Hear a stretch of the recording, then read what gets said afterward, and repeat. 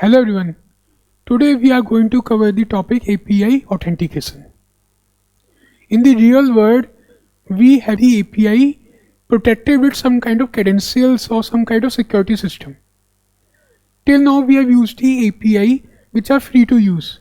But in real world, we have the authentication methods.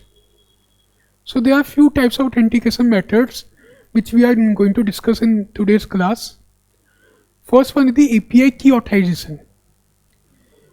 Every API has its own key. You can generate the API key from the vendor websites. Let's take an example. You are trying to access the API Open Weather Map. Okay. In the Open Weather Map API, you need the authentication API ID. What's the API ID? It's a unique key which is provided by the server. Through this key only you can access the server. Now big question, how to generate this key?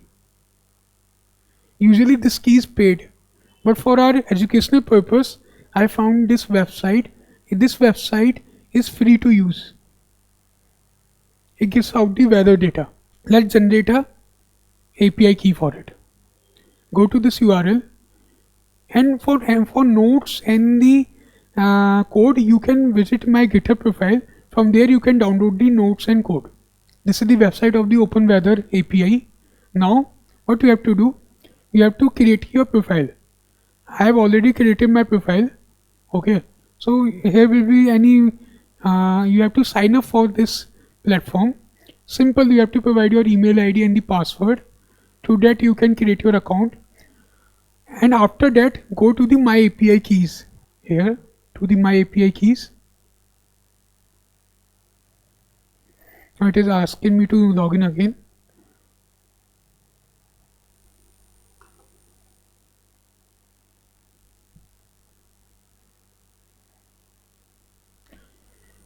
These are the two API keys which are active in my account. You can generate the API key from here. For example, you want to generate the another API key. I am giving it the lecture. Generate. Now you can observe the third API key is now available here. Okay. Usually it takes 4 to 5 hours to get this API key active in the platform. So please wait for the 4 to 5 hours, then only you can use the API key. These two API key I have generated around a day back, so I can be able to use this API keys.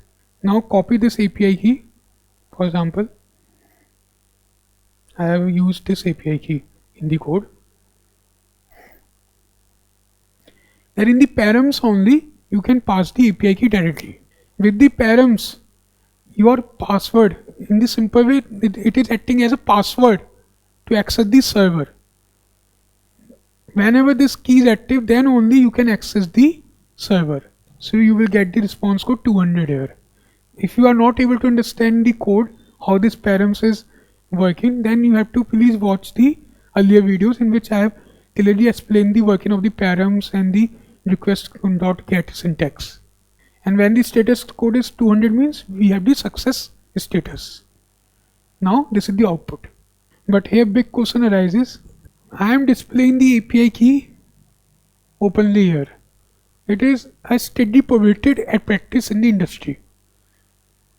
This practice is not recommended. We don't have to expose our API key like this in the code or somewhere else. I will disable the API key once this lecture is over. So what's the best practice?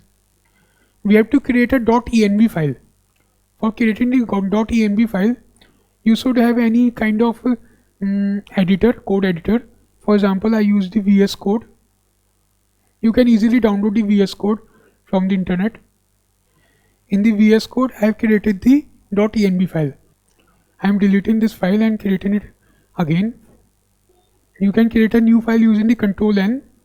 Then paste the API key. Here is the variable. API key is the variable name equal to API key. Now Control S .env. After this step, install the python.env module. pip install python.env. Now to access this API key, you have to first import the load.env module from the .env and import OS. When you load the load underscore when you use this function load underscore .env, then you can access the environment variable available in the Windows. To the os.getEnv, you will use the variable name in which you have stored the API key, and then you stored the value of this to the variable API key. I have printed the API key, but again I am showing this for the educational purpose. This practice, printing the API key in the code, is prohibited and not recommended. Now look, earlier we have hard coded the API key. Now I am using the variable which I have taken the input from the system. Now second, I will bearer token authentication. Here we will use some kind of token. Now token comes with expiry date. That's why it is recommended. It's more preferable than API key, because API key is static but token changes with the frequency. For example, token can be active for 10 days, 15 days according to your organization. Token is active for few days or the few months according to your organization policy. How to use that? Token is always passed in the headers. Remember, API key is passed to the parameters, but token is passed to the headers. Okay, so from headers we have passed the token. To the token you can access that specific API. It is almost similar, just we are passing the token to the headers. Now third one, the basic authentication method. Basic authentication method is similar to the social media account authentication. You are given the username and the password, and according to that you can access the API key. You are given the username and the password, and according to that you can access the server or the API. Here it is not equal to username and password, but username and password is not directly passed. It is first converted, first encoded, and then only passed to the another system. Now authentication 2.0. It is the advanced version of the bearer token authentication. Here you log in into the some kind of vendor website, and there you generate the token yourself, and that token is active for few days. Then again you go to the UI after its token expiry date, and then you generate the token. You repeat the process whenever you have to update the API key. These are few types of authentication methods which are available here. First one is the, we are revising, first one is the API key authentication, second one bearer authentication, bearer token authentication, third one is the basic authentication, fourth one is the authentication 2.0. Thank you.